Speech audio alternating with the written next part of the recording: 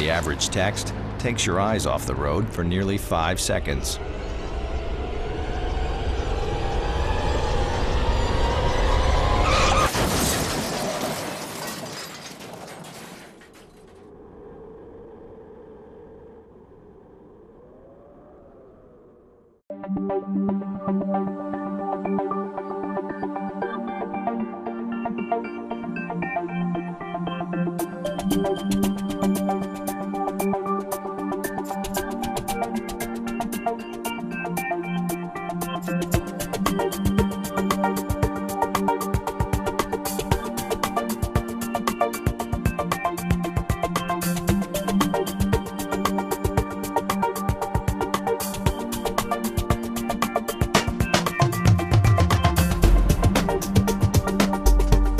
Welcome to This Week with Sheriff Dave Phalen, a weekly program here on LSN Television, Lancaster, the folks at Time Warner, and certainly our radio affiliates throughout Fairfield County and beyond that rebroadcast this program.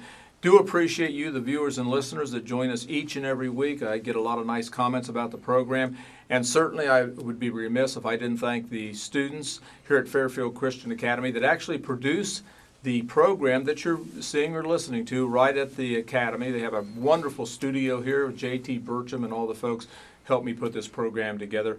Back by popular demand, second week in a row, is Sgt Will Tolly with the Lancaster Police Department. Glad to have you back. Thanks again for having me, Sheriff. I appreciate it very much. And for the folks that may have missed last week's program, you are the Detective Bureau Commander. Correct. Yep. And a lot of things going on in the Detective Bureau. Boy, that's for sure. Now, you know what really kind of separates maybe the Lancaster Police Department or agencies that size compared to maybe like Cleveland or Cincinnati or things like this, in my background coming from the Columbus Police Department? Your detectives investigate everything, right? Everything from the bad checks to the homicides. They do indeed, yeah. We have 7 general detectives. We have 2 people that are assigned to the Major Crimes Unit, as you well know, the Fairfield Hocking Major Crimes Unit, and then hopefully this spring we'll have 2 assigned to your scrap team. Okay. And again, 7 full-time detectives within the police department, and then myself in addition to that. But one of them works only child sexual related crimes. Okay. And all the rest are general guys who do pretty much everything from maybe like a check fraud to all the way up to murder. Yeah, and I think some of the advantages to having detectives that are able to do these things, like when I was with Columbus or when I was with the Washington, D.C. Police Department, you'd have an individual that all they investigated was burglaries, or maybe all they investigated was checks or robberies or something like that. And they got pretty good at doing those kind of investigations, but they really didn't get the broad picture of being able to investigate a lot of different offenses, whether it's white-collar crime, whether it's snatch and grab robberies, whether it's home burglaries, auto theft, you name it. Boy, it's incredible. I always say I can give one of our detectives a piece of yarn and he'll bring me back a whole ball of it. It's amazing what our detectives can do with just very limited information. It helps being in a smaller community. You know, people talk, and right. That's typically how things go. So I have every confidence that I can muster in our detectives and their abilities to solve crime. So now, very pleased. So you worked as a patrol deputy. You worked in part of their community services, and now you're the Detective Bureau commander. Yes, sir. So of all those assignments, do you have one that you've enjoyed a little bit more, or something that's been a little bit more interesting, or? Definitely, yeah. My current position is just an incredible place to be. Okay. As part of being the Detective Bureau Commander, one of the tasks I have is to read each and every report that comes into the police department. So it's given me an opportunity to get the broad view, the overview of the department, and that kind of helps put things in perspective for me. So I see and hear everything that goes on. Also, part of my job is to assign cases. So I screen all of those reports to determine whether or not a detective should look into something. And then once I assign that case, they go work it, and then I approve it or try to manage the case as well. I also, as part of this job, oversee the evidence and property room, that's a pretty interesting faction of the department in and of itself. But most importantly, you get to go to all the good calls, you go to the good scenes, and as a law enforcement officer, that's a very interesting aspect of the job. Yeah, I think when you mention like the property room, people don't really understand that there is a lot of evidence, there's a lot of money, there's a lot of paraphernalia that goes through a property room, and those things have to be kind of classified and, above all, not contaminated. Sure. It's a big part of the process. When we go to court, the court expects us to handle that evidence and property with care to make sure that no one messes with it in the meantime, and it's held in a room all by itself, and there are very few people that have access to that property or evidence. We have everything from, maybe some found property like a bicycle or something that's found on the side of the road, and we're housing all kinds of drug evidence or firearms, even things from rapes or murders even. And I was talking to my chief deputy yesterday, and he mentioned how it's becoming even more difficult somehow to dispose of these, like the drugs and the needles and things than it was a few years ago, because a lot of places they just don't want these kind of things. We've experienced the same sort of problems, the biohazards, even the drugs, and especially weapons. It's difficult to find places that are willing to destroy those things for us. Right. So what now, as we're into 2013, and looking at last year, what's the most common type of offense that you're seeing in the city of Lancaster? It's by far and away theft-related offenses. Now, is this burglaries or theft from cars or? All the above. Okay. Those burglaries, unlawful entries into vehicles, breaking and enterings, robberies, anything theft-related is off the charts. It's unbelievable.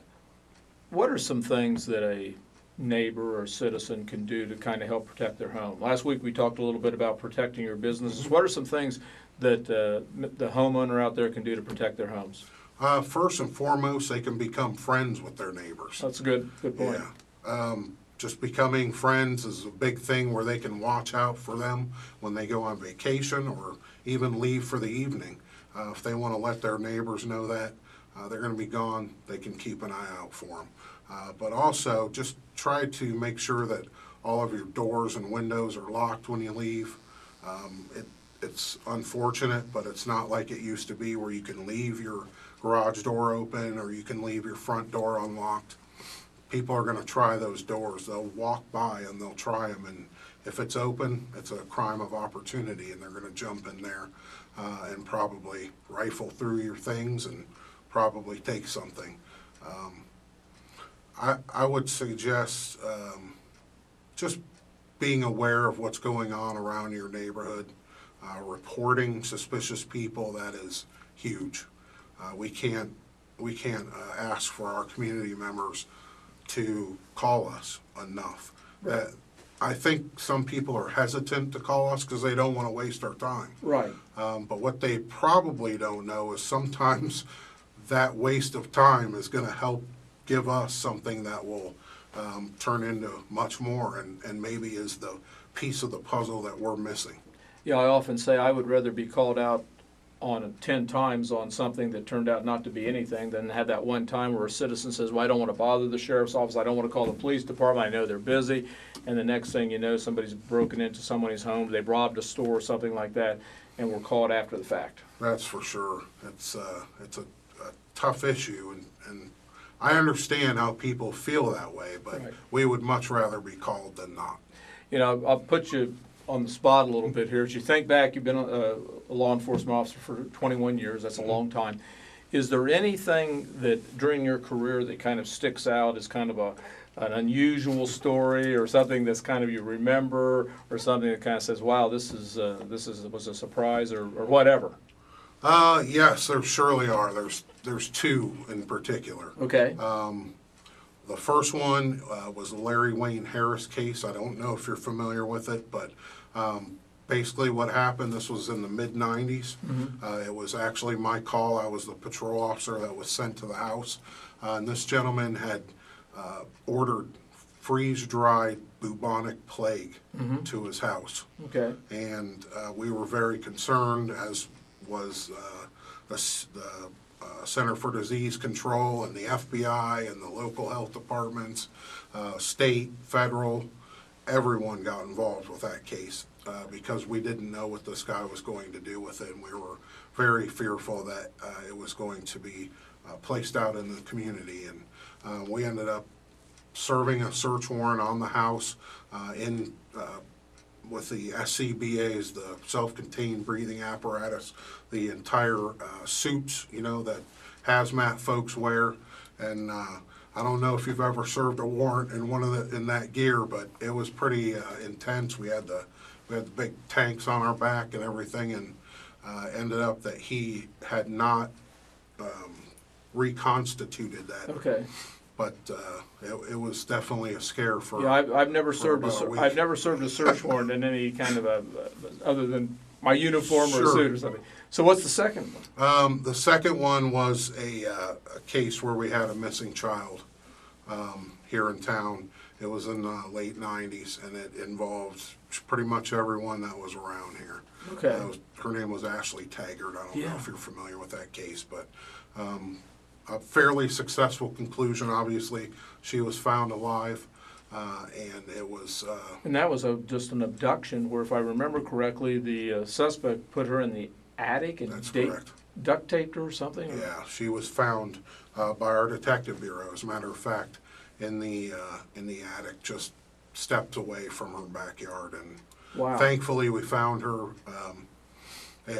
Again, it's a very emotional case. I know I was working 12 to 14-hour shifts during that time, and as was everyone at the department, and it just tore us apart. But fortunately, it was a successful conclusion. But those two definitely stick out in my mind. So you were on that with the Taggart investigation? I was. That was a big, that case certainly made a lot of news throughout It did. Ohio and beyond, if I remember correctly. That was quite a, because there's so many times that those cases turn out tragically. What was the time Absolutely. between the time that she was abducted and the time she was found? Do you Well, remember how many days? if or memory hours? serves me correct, it was just under 3 days. See, I'm not certain of that. And that's but scary because they're It was. saying you get that far out, the chances are remote that the victim's going to survive. That's So for every sure. That's hour for certain. becomes less and less likely that you're going to have a good outcome. So yeah, that was a great job by the Detective Bureau Oh, and Lancaster boy. Police Department. They did a phenomenal job. It was quite an effort, I Yeah. can tell you that. I do appreciate you being here with us, and if you don't mind, we'd like to have you back here in the future. We get some Sure. things going on. Maybe we get into fall and talk about some other things going in the Lancaster Police Department. Absolutely. Sergeant Will Tolly with the Lancaster Police Department, the Detective Bureau Commander, has been nice enough to join us for the last couple of weeks, and I do appreciate him and his service, and all the men and women of the Fairfield County Sheriff's Office and the men and women of the Lancaster Police Department. Appreciate them for a job well done. Do appreciate you, the viewers and listeners, and again, I want to thank the folks here at Fairfield Christian Academy that put this program together each and every week.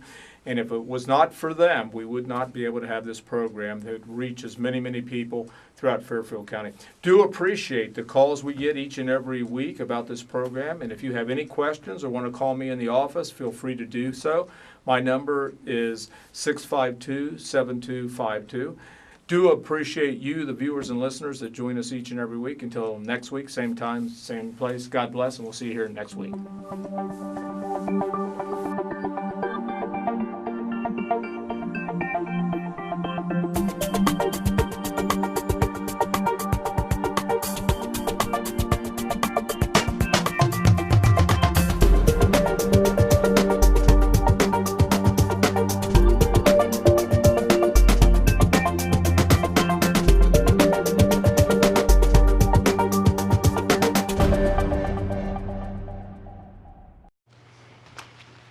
Cotton balls,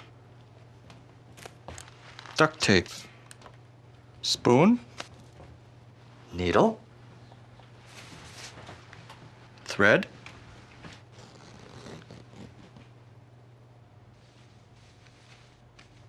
Scalpel. The smallest moments can have the biggest impact on a child's life. Take time to be a dad today.